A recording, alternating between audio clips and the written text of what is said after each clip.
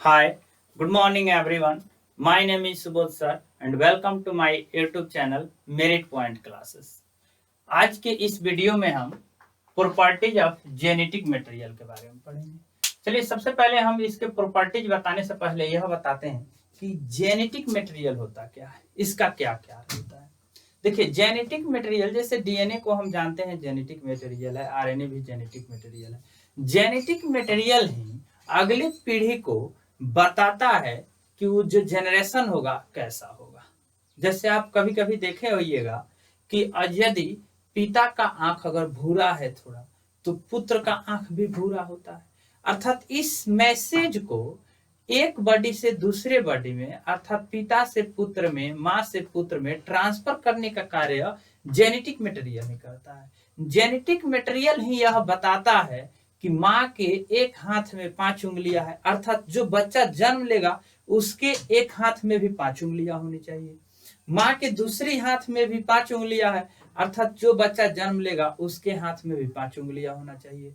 पिताजी का आंख थोड़ा भूरा है, अर्थात जो बच्चा जन्म लेगा उसका आंख भूरा भी हो सकता है। अगर माँ की आंख पूर्ण रूप से काली है, पिता की आंख थोड़ा भूरी है, तो जो पुत्र का जो आंख है वो थोड़ा भूरा भी हो सकता है या काला भी हो सकता है। यह कौन इन्फॉर्म करता है? तो जेनेटिक मटेरियल है इन्फॉर्म करता है। जेनेटिक मटेरियल यह भी इन्फॉर्म करता है कि जो बच्चा का रंग है, कलर है, वो किस तरह का होना चाहिए, सांवरा होना चाहिए, काला होना चाहिए, गोरा होना चाहिए। ये सारी चीज इन्फॉर्म कौन करता है? जेनेटिक मटेरियल ही देता है। तो पहला चीज हम आपको बताते हैं कि किसी भी चीज को जेनेटिक मटेरियल कब कहा जाता है। जैसे हम डीएनए को, आरएनए को जेनेटिक मटेरियल कहते हैं। क्यों कहते हैं?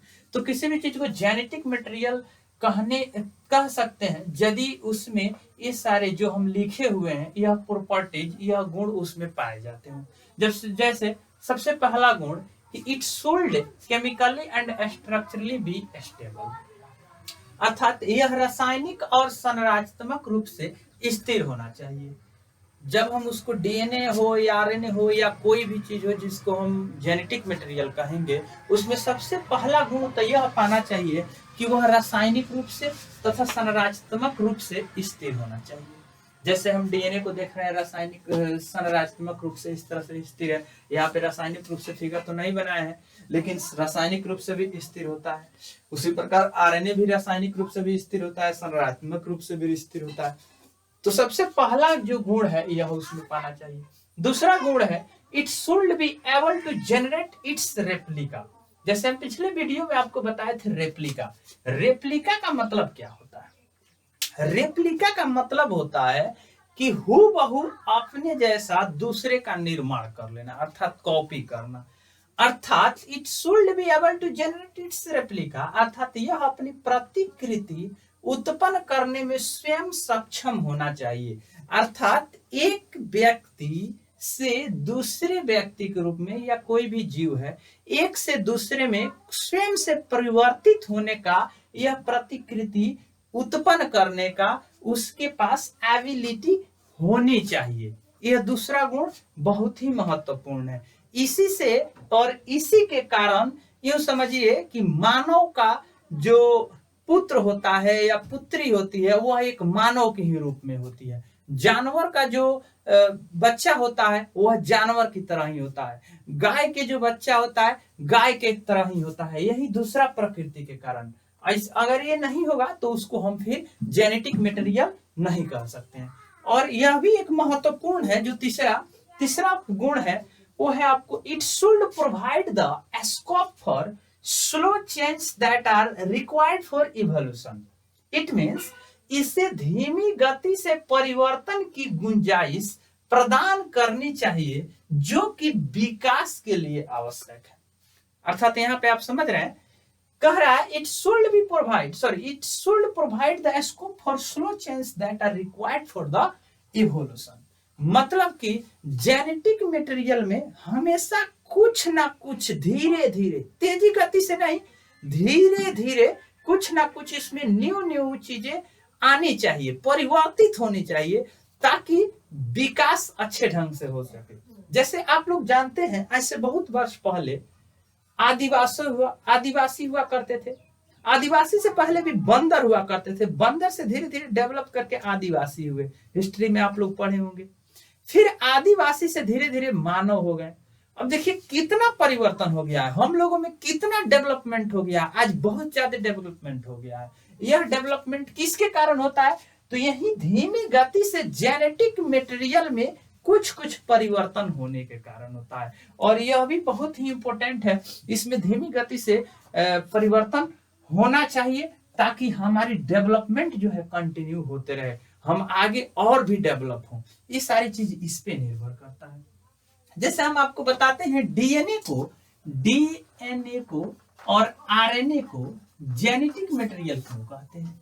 ये सारी गुण जो है डीएनए आरएनए में पाई जाती है, ये सारी गुण जो है डीएनए आरएनए में पाई जाती है। आपको एक एग्जांपल लेके आपको बताते हैं हम, जैसे प्रोटीन हो गया, आपको डीएनए हो गया, आरएनए हो गया, इस तीनों में कंपेयर करके हम आपको बताते हैं।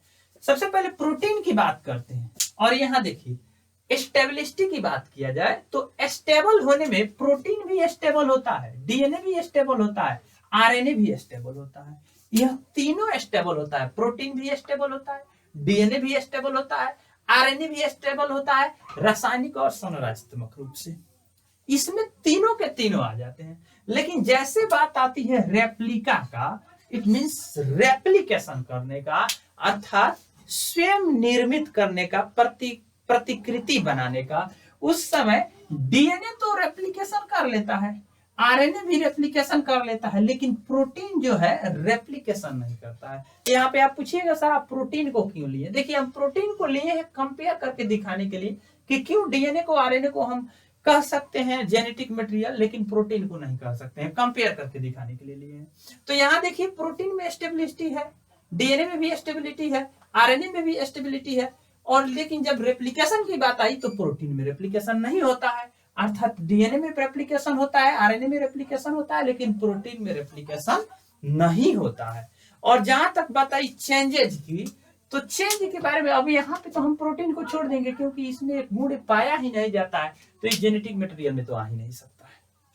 दूसरा चीज, अब यहाँ पे जेनेटिक मटेरियल जो है डीएनए भी है, आरएनए भी है, लेकिन ज्यादातर जेनेटिक मटेरियल के रूप में डीएनए को ही लिया जाता है, और जेनेटिक मटेरियल के रूप में आरएनए को बहुत कम लिया जाता है। देखिए कुछ ही ऐसे जीव होते हैं जिसमें जेनेटिक मटेरियल के रूप में आरएनए कार्य करता है, उसमें डीएनए कार्य जेनेटिक मटेरियल के रूप में नहीं करता है, लेकिन मैक्सिमम ऐसे जीव हैं जिसमें जेनेटिक मटेरियल के रूप में डीएनए ही कार्य करता है। देखिए अब बात आती है परिवर्तन की। यह जो जेनेटिक मटेरियल में जो धीरे धीरे कुछ परिवर्तन होते रहते हैं, वह परिवर्तन ज्यादातर किसमें होते हैं? डीएनए में या आरएनए में? परिवर्तन तो दोनों में होते हैं, लेकिन ज्यादा परिवर्तन डीएनए में होते हैं, जल्दी से ज्यादा परिवर्तन आरएनए में होते हैं, डीएनए के अपेक्षा आरएनए में परिवर्तन ज्यादा होते हैं। जैसे देखिए इसको आप आसानी से समझ सकते हैं, इसमें जो डीएनए है, डीएनए में आपको थाइमीन पाया जाता है, आपको पता है डीएनए में क्या पाया जाता है? थाइमीन पाया जाता है, थाइमीन पाया जाता है, और आरएनए में क्या पाया जाता है? यूरेसिल पाया जाता है। यह जो है डीएनए में थाइमीन पाया जाता है, और थाइमीन जो है यूरेसिल से ज्यादा एस्टेब्लिश्ड है। अगर स्टेबिलिटी की बात की जाए तो डीएनए में उपस्थित थाइमीन आरएनए में उपस्थित यूरेसिल से ज्यादा स्टेबिलिटी है उसके अंदर, तो ये ज्यादा स्टेब्लिश्ड होता है, स्टेबल होता है।